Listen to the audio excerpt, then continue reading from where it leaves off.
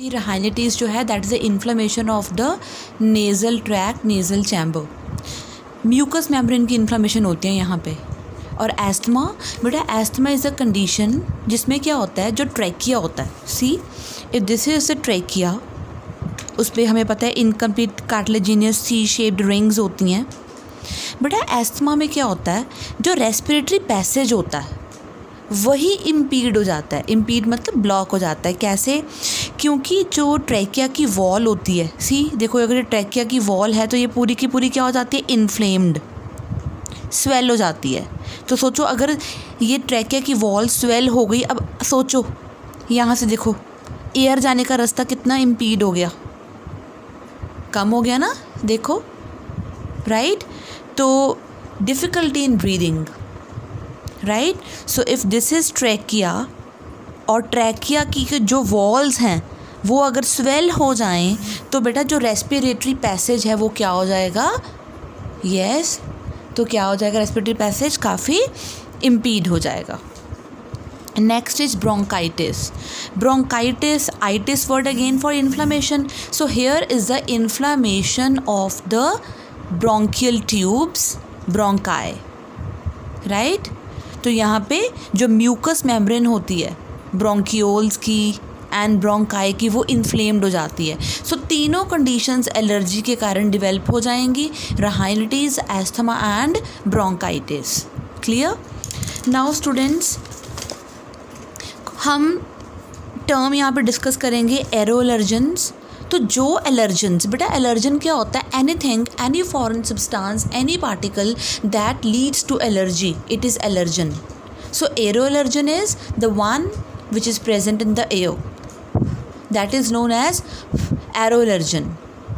Clear? So जो carrot grass होती है that is the parthenium. Students parthenium को हम कैरेट ग्रास बोलते हैं और इसको हम कांग्रेस ग्रास भी बोलते हैं। इसको कांग्रेस ग्रास इसलिए बोलते हैं बिकॉज बेटा जो पार्थेनियम है उसकी डिस्कशन हुई थी पार्लियामेंट में जब सेशन में कांग्रेस थी, क्योंकि ये जो ग्रास है ना ये as a weed, as a contaminant introduce हो गई थी with imported wheat in India. तो इम्पोर्ट तो करी थी वीट, लेकिन वीट के साथ इस ग्रास के सीड्स भी क्या हो गए थे बेटा, हम कह सकते हैं इन्वेड कर गए थे इंडिया में। और this is a major contributor of the pollen allergy, right. Carrot grass के जो पॉलन ग्रेन्स होते हैं। इसके अलावा चिनोपोडियम दैट इज़ बाथू, sorghum, amaranthus, cynodon, cynodon is डूब ग्रास, बेटा अमरैंथस इज़ चलाई, चलाई का साग आपने सुना होगा। रिसिनस कम्युनिस्ट जो होता है, रिसिनस कम्युनिस्ट इज़ अरंडी, आपने इसका तेल सुना होगा, अरंडी का तेल, बेसिकली कैस्टर ऑयल, राइट। अब शायद ध्यान में हो आपको castor oil, right.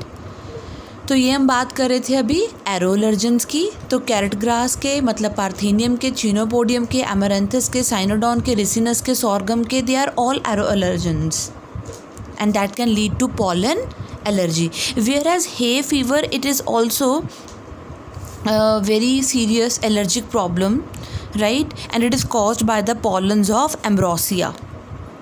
Ambrosia students, IA है ये, ambrosia plant. Clear?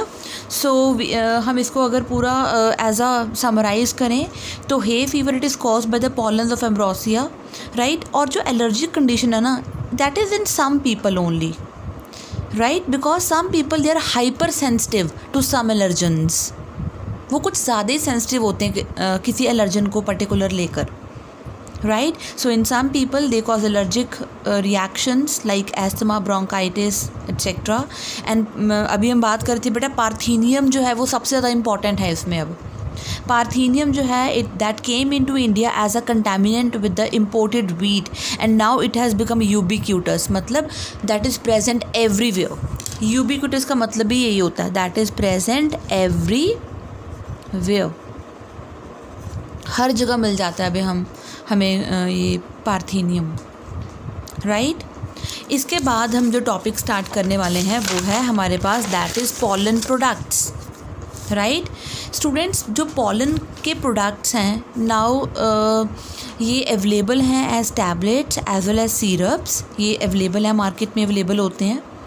और मैं आपको बता दूं, pollen grains of many plants, they are rich in nutrients. Yes, but pollen grains, they are rich in nutrients.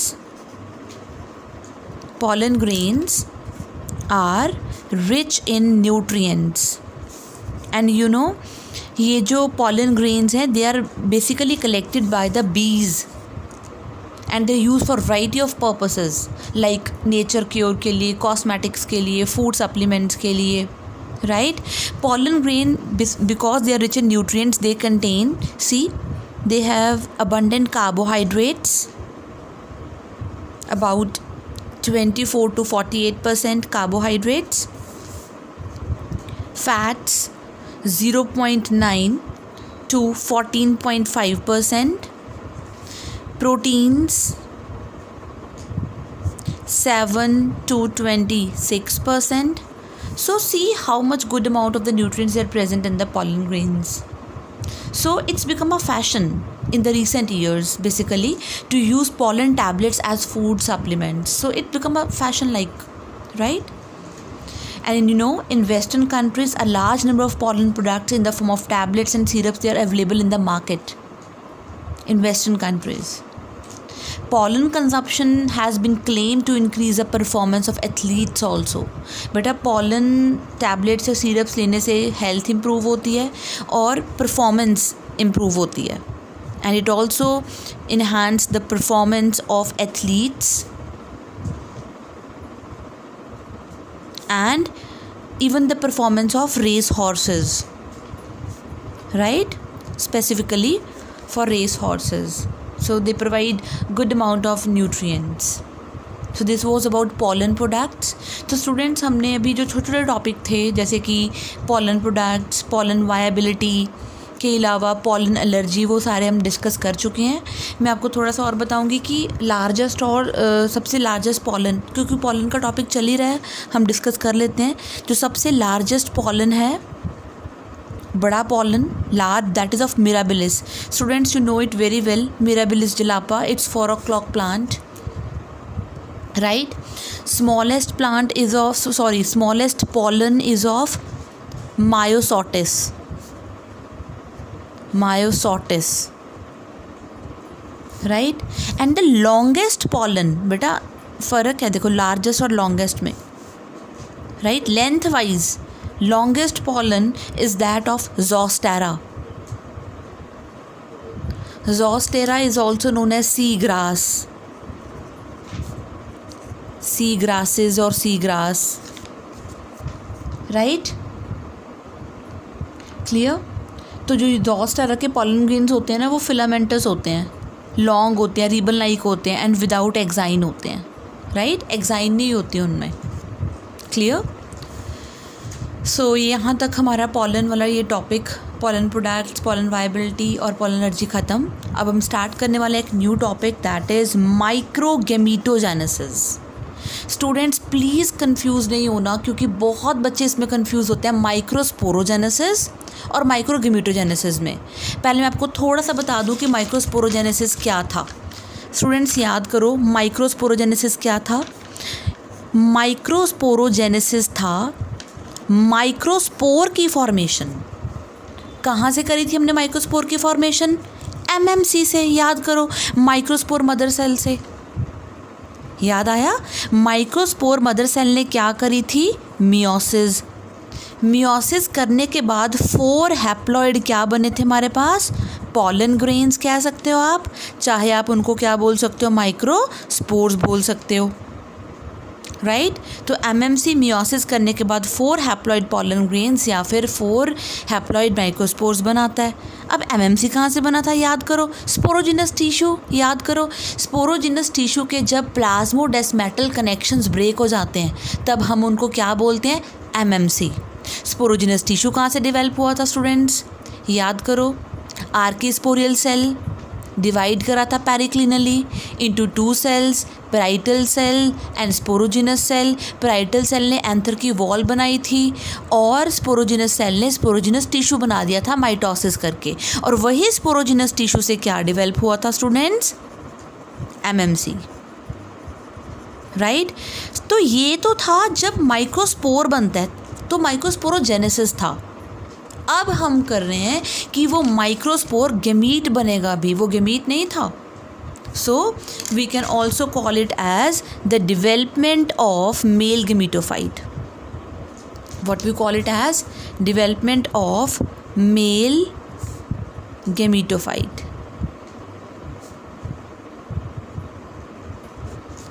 right।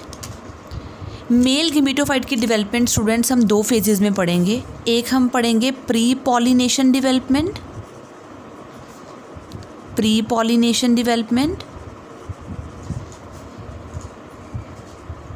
और एक हम पढ़ेंगे पोस्ट पॉलिनेशन डेवलपमेंट।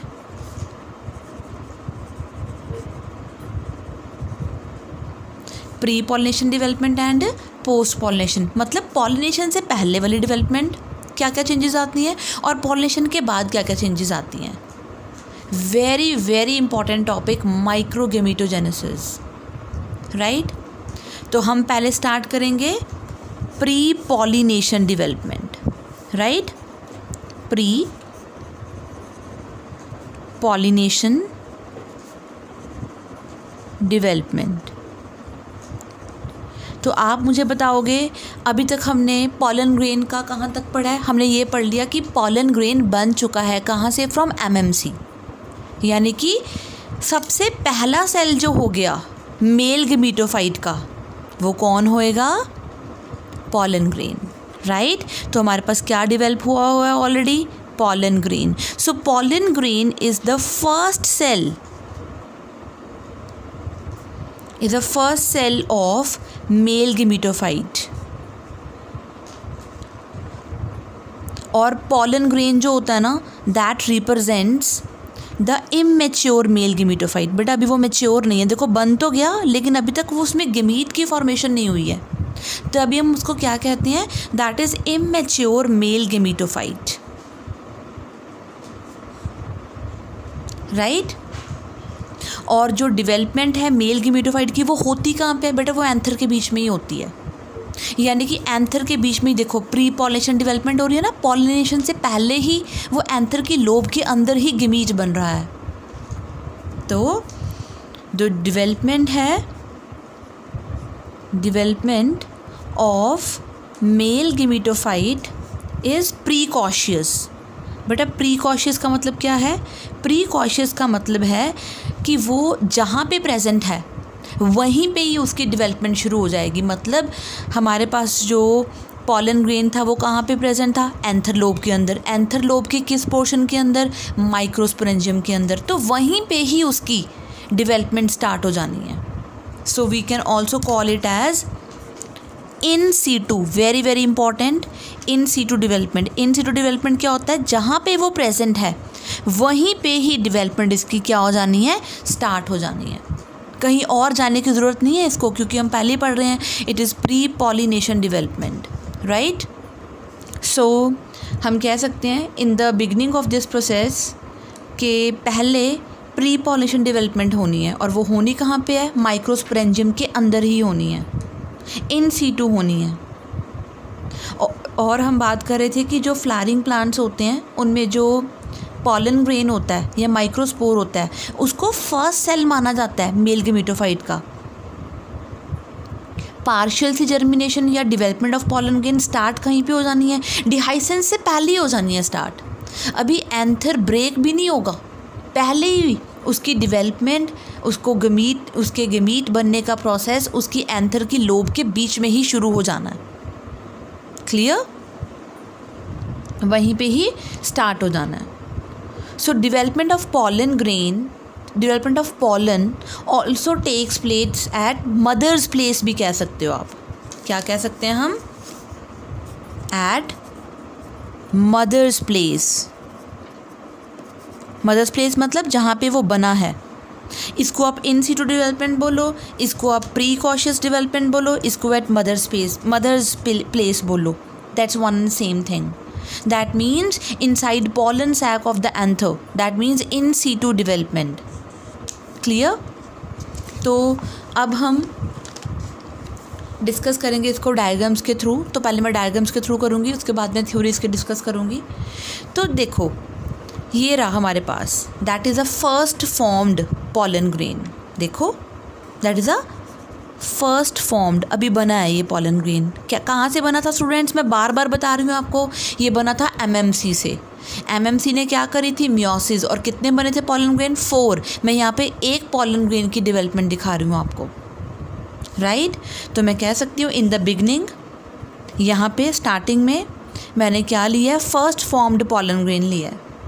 और आप देख ही रहे हो फर्स्ट फॉर्म्ड पॉलन ग्रेन में बिल्कुल सेंट्रली लोकेटेड क्या है हमारे पास? Nucleus. See this is centrally located nucleus,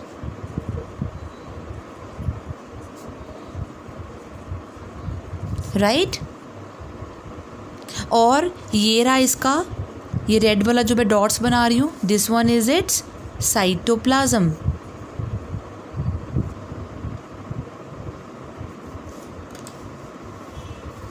right. तो ये है इसका सेंट्रली लोकेटेड न्यूक्लियस और ये है इसका रेड वाला, ये डॉट्स वाला साइटोप्लाज्म। क्लियर? और ये ऑब्वियसली इसकी ये एक्साइन है, ये एंटाइन है। क्लियर? नाउ अब देखो हमारे पास ये फर्स्ट फॉर्म था। अब आफ्टरवर्ड्स देखो क्या हो रहा है। देखो साइज़ में चेंज देखो, पहले ये क्या था? छोटा था। अब देखो साइज़ में क्या हो गया? बड़ा, यानी कि it grows in size. It grows in size. देखो अगर साइज में ग्रो करा तो मटेरियल और बनाएगा, तभी साइज में बड़ा होगा ना। इसको मटेरियल सिंथेसाइज करना पड़ेगा, और अगर ये मटेरियल सिंथेसाइज करेगा तो मटेरियल को स्टोर भी करेगा। तो स्टोरेज के लिए इसके पास क्या है? अब देखो वैक्यूल्स, राइट, वैक्यूल्स। क्लियर? तो ये बाकी तो सारा साइटोप्लाज्म ही है। अब इसके बाद देखो, यानी कि हम ये कह सकते हैं जब ये साइज में बड़ा होगा तो न्यूट्रिएंट्स का इनफ्लो होगा, न्यूट्रिएंट्स बढ़ेंगे, वैक्यूल्स डेवलप होंगे, जिसके कारण बहुत रैपिडली ग्रो करेगा पॉलन ग्रेन। तो देखो साइज़ का फ़र्क आपको डायरेक्टली नज़र आ रहा होगा, राइट। अब आगे देखो, ये मैं इसकी यहाँ पे एक्साइन बना रही हूँ। अब ध्यान से एक चीज़ नोट करो, वैक्यूल्स ने क्या करा बेटा? वैक्यूल्स ने न्यूक्लियस को एक साइड पे शिफ्ट कर दिया। देखो ये सभी वैक्यूल्स ने न्यूक्लियस कहाँ पे कर दिया? शिफ्ट एक साइड पे। So nucleus pushed to one side. Student अब ये माइक्रोस्पोर क्या बनने जा रहा है? गेमीटोफाइट बनने जा रहा है, right. So nucleus push to one side, so vacuoles push the nucleus to one side. अब आने वाला है इसका मेन इंपॉर्टेंट प्रोसेस। नाउ इसके बाद क्या होने वाला है? अब इसके बाद बेटा जो प्रोटोप्लास्ट है, स्टूडेंट्स प्रोटोप्लास्ट क्या होता है? Protoplast is nucleus plus cytoplasm. हम दोनों को मिलके एक कॉमन टर्म यूज़ करते हैं, प्रोटोप्लास्ट।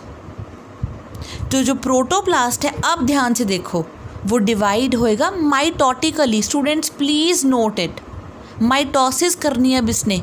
मियोसिस हो चुकी है एक बार, कब? जब ये एमएमसी से माइक्रोस्पोर बना था, मतलब एमएमसी से पॉलन ग्रेन बना था, तब एक बारी एक मियोसिस हो चुकी। अब ये क्या करेगा? माइटोसिस, यानी कि the nucleus of the pollen grain divides, right. But remember students, यहाँ पे जो डिवीज़न होनी है ना, वो अनइक्वल होनी है। मैं आपको बताती हूँ अभी कि जो प्रोटोप्लास्ट है दैट डिवाइड्स, बट कैसे? अनइक्वली। अगर अनइक्वली होगा तो एक सेल बड़ा बनेगा, एक छोटा बनेगा, राइट। तो एक बनेगा लार्जर सेल और एक बनेगा स्मॉल सेल। जो लार्जर सेल होता है उसको हम बोलते हैं वेजिटेटिव सेल, और जो स्मॉल सेल होता है उसको हम क्या बोलते हैं? उसको हम बोलेंगे जनरेटिव सेल, राइट। अब आपको डायग्राम में मैं दिखाती हूँ ये कैसे बने हैं। सो हम कह सकते हैं कि the nucleus of the pollen grain divide by the unequal mitotic division, unequal mitotic division, and it results in the formation of two unequal sized nucleus, right? Small nucleus and the large nucleus. Small cell, this is a large cell, this is a small cell, right? Clear? So students देखो अभी तो ये जो हमारे पास, ध्यान से देखो, ये वाला जो सेल बना है, क्योंकि देखो न्यूक्लियस तो डिवाइड करा ही करा है, इसके साथ क्या डिवाइड करा है बेटा, साइटोप्लाज्म भी डिवाइड करा है। देखो सिर्फ इसको देखो अभी, सिर्फ इसको, this one is the tube cell, और इसी को ही हम क्या बोलते हैं, वेजिटेटिव सेल। बेटा वेजिटेटिव सेल मैंने बता दिया था आपको नीचे ही अभी, ये देखो larger cell is vegetative cell, इसी का ही नाम ट्यूब सेल भी होता है और वेजिटेटिव सेल भी होता है। और ये जो है आप देख रहे हो, this one is the generative cell, right. Clear? तो चाहे आप पहले ये बोल सकते हो एक स्मॉल न्यूक्लियस बनेगा, एक लार्ज न्यूक्लियस बनेगा, फिर साइटोप्लाज्म डिवाइड होगा, साइटोप्लाज्म भी अनइक्वल डिवाइड होगा, साइटोप्लाज्म काफ़ी डेंस हो जाता है, और उसके कारण दो अनइक्वल डिवीजन होने के कारण साइटोप्लाज्म भी अनइक्वल डिवाइड करता है, उसके कारण दो अनइक्वल सेल्स बनेंगे, एक छोटा cell that is generative cell, एक बड़ा cell that is a tube cell, right. Clear? Now अब आप बताओगे मुझे पॉलन ग्रेन्स इस स्टेज पे कितने सेल्ड है, 2 सेल्ड है ना, 2 सेल्ड है। लेकिन अब एक चीज़ ध्यान से और देखो, यहाँ पे इस स्टेज पे देखो ध्यान से, अगर डायग्राम आपको दिख रही हो ये, तो मैंने 2 लेयर्स बनाई हैं, ध्यान से। अभी मैं एक लेयर को, बाहर वाले लेयर को कलर चेंज कर रही हूँ यहाँ पे, ताकि आपको पूरा अच्छे से क्लियर हो जाए। ये जो रेड वाली मैंने शेप ऐसे बनाई है, this one is a callose layer.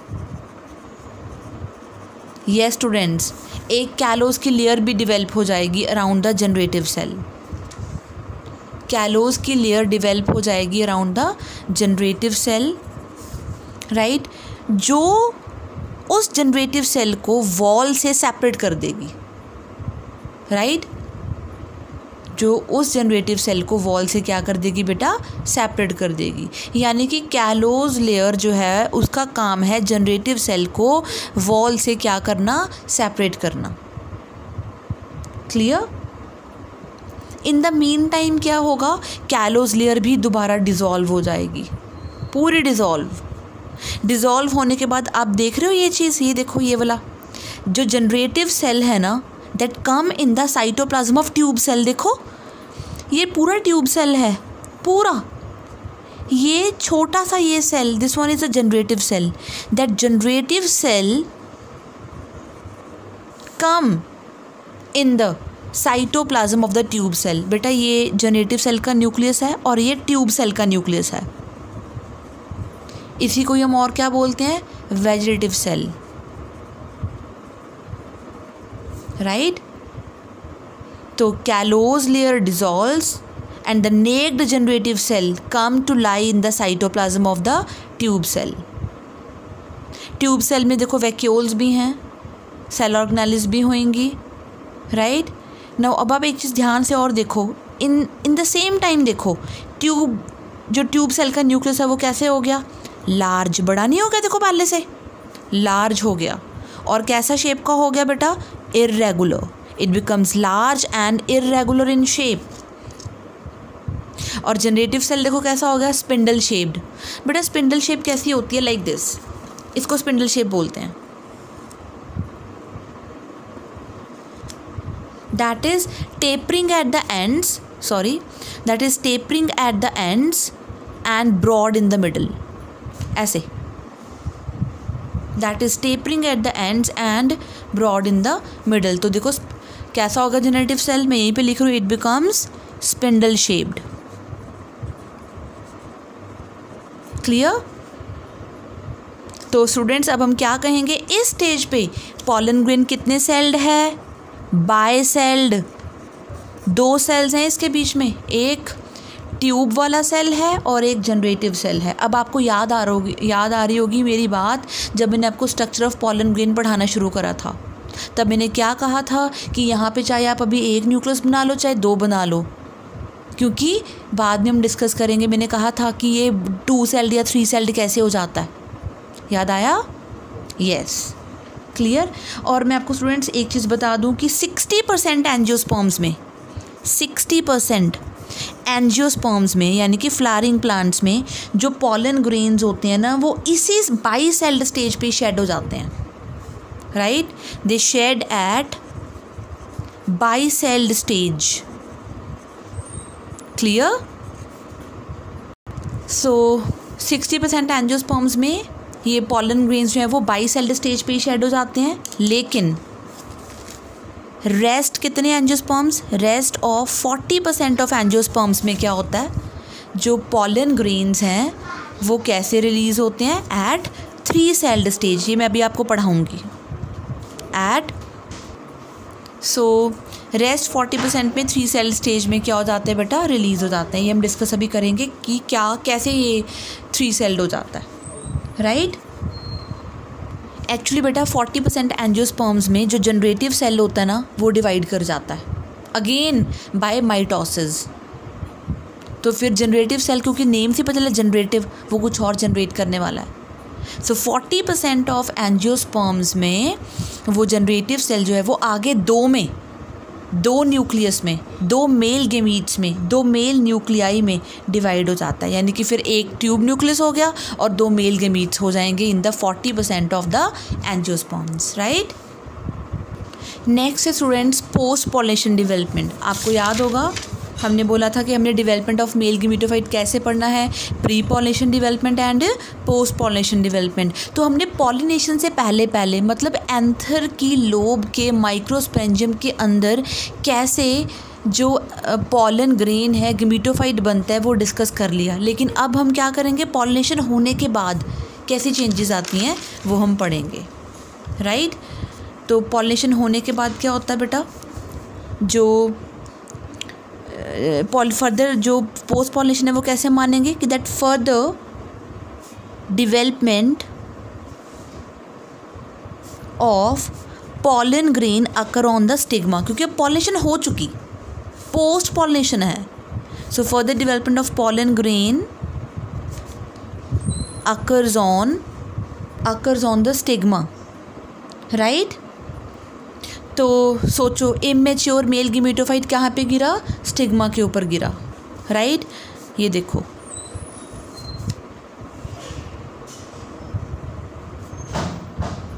Immature mail gametophyte कहाँ पे गिरा, स्टिग्मा पे फॉल कर गया, राइट? वो फॉल करने के बाद एब्जॉर्ब करेगा। So it absorbs nutrition, water, right, from stigma.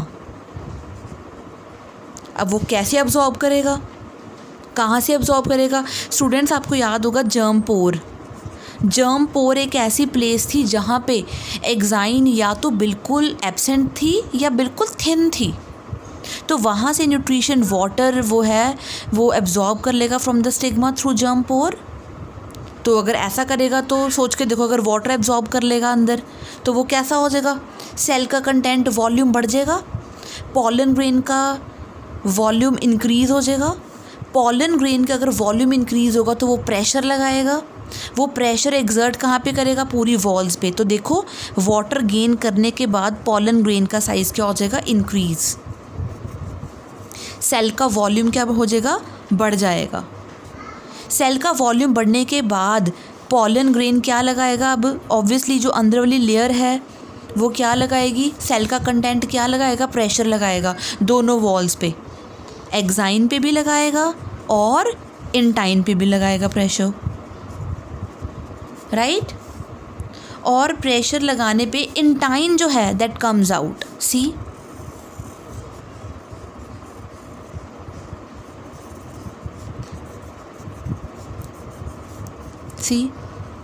Intine, ये इंटाइन ग्रो करिए students, intine comes out in the form of pollen tube, right. तो यहाँ पे intine comes out in the form of pollen tube. लेकिन students सोच के देखो, अगर ये स्टिग्मा का टिश्यू सेल्स हैं यहाँ पे, तो पॉलन ट्यूब को ग्रो होने के लिए जगह भी तो चाहिए, राइट। तो वो ग्रो कैसे करेगी? तो ये कैसे ग्रो करेगी स्टूडेंट्स? जो पॉलन ट्यूब है बेटा वो रिलीज़ करेगी क्या? एंजाइम्स। कौन से? पैक्टिनेजेस एंड सेलुलेजेस। ये दोनों एंजाइम्स पैक्टिन और सेलुलोज को ब्रेक करते जाएंगे और अपना रास्ता, अपना वे बनाती जाएंगी इन द स्टाइल। तो स्टाइल को क्या करती जाएंगी? ये स्टाइल में अपना वे बनाती जाएंगी, राइट। सो पॉलन ट्यूब जो है बेटा वो अपना रास्ता भी क्रिएट करती जाएगी और साथ में वो न्यूट्रिशन भी गेन करती जाएगी फ्रॉम द स्टाइल, राइट। और ट्यूब न्यूक्लियस जो था वो टिप पे आ जाएगा बिल्कुल। मैं नेक्स्ट डायग्राम में बना के दिखा रही हूँ आपको।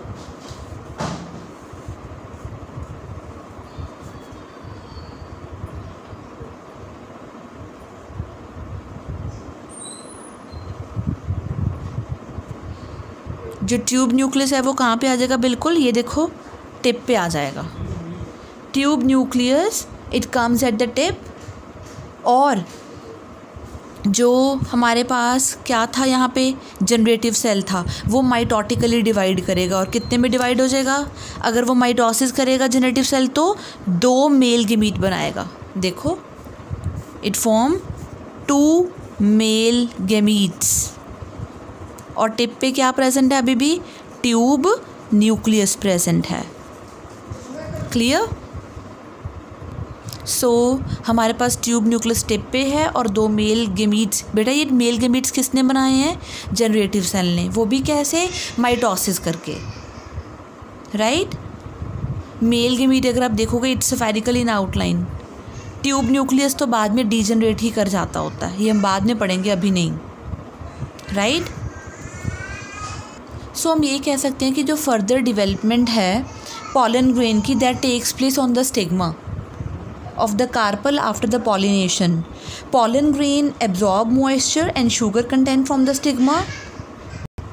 Due to this, हम कह सकते हैं due to this the volume of cytoplasm increased and it exerts pressure on both the outer walls, and because of this pressure intine comes out. See, intine comes out in the form of tube-like structure which is called as pollen tube. Right. तो हम बात कर रहे थे कि 60% angiosperms में तो ये दोनों ही न्यूक्लियस होंगे, ये दोनों ही सेल्स होंगे, ट्यूब सेल होगा और एक जनरेटिव सेल होगा। लेकिन 40% एंजियोस्पर्म्स में कैसा रिलीज होगा पॉलन ग्रेन? Like this. सी,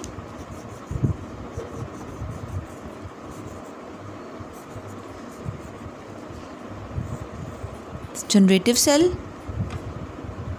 ये था हमारे पास ट्यूब न्यूक्लियस। अब 40% में क्या होगा? सी, 40% में जनरेटिव सेल आगे 2 मेल गमीट्स में माइटोसिस करके कन्वर्ट हो जाएगा और ट्यूब न्यूक्लियस ऐसा ही होगा। तो कितने सेल्ड हो गया अब ये?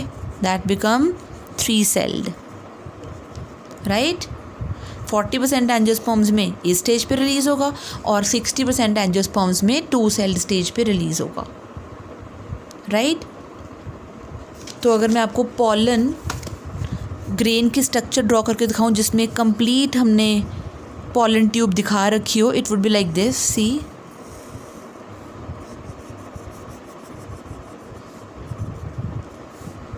राइट। तो देखो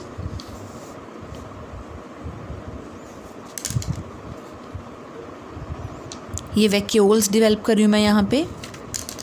ट्यूब न्यूक्लियस बिल्कुल टिप पे है, ये देखो ट्यूब न्यूक्लियस। उसके बाद 2 मेल गमीट्स, राइट। ये वैक्यूल्स ही हैं। तो मैं यहाँ पे लिख रही हूँ this one is tube nucleus, these are male gametes, और ये क्या हैं? वैक्यूल्स हैं, राइट। और ये है क्या? इंटाइन, इंडाइन नहीं तो क्या बनाई है, पॉलन ट्यूब बनाई है। तो ये पॉलन ट्यूब क्यों बनी थी, बिकॉज पॉलन ग्रेन ने क्या एब्जॉर्ब करा था, water and sugar from the stigma, right. तो पॉलन ट्यूब के 3 जोन्स हो गए basically, right. Growth zone at the tip, basically बिल्कुल यहाँ पे growth zone at the tip, ये वाला,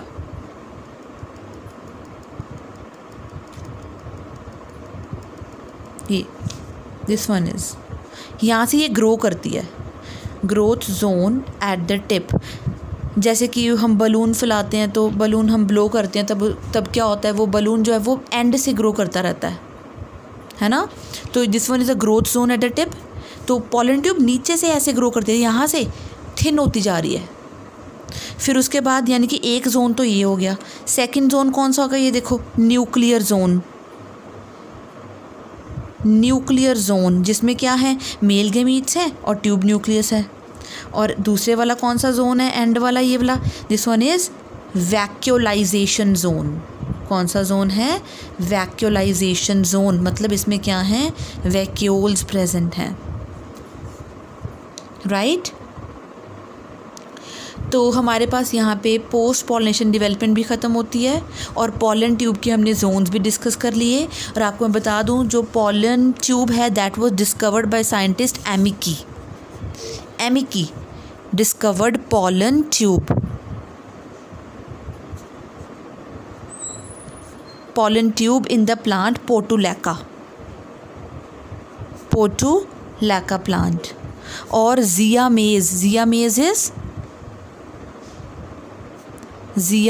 क्या होता है बेटा, Zea mays is the scientific name of maize।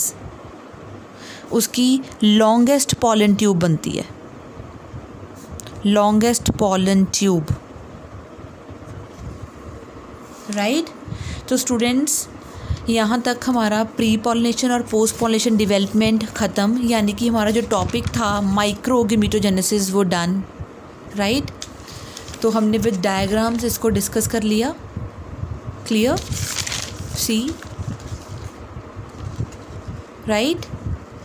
तो इस वीडियो में हमने पॉलन वायबिलिटी के अलावा पॉलन एलर्जी, पॉलन प्रोडक्ट्स के अलावा एक बहुत इंपॉर्टेंट टॉपिक दैट इज़ माइक्रोगैमेटोजेनेसिस वो हम कंप्लीट कर चुके हैं। Very very important topic.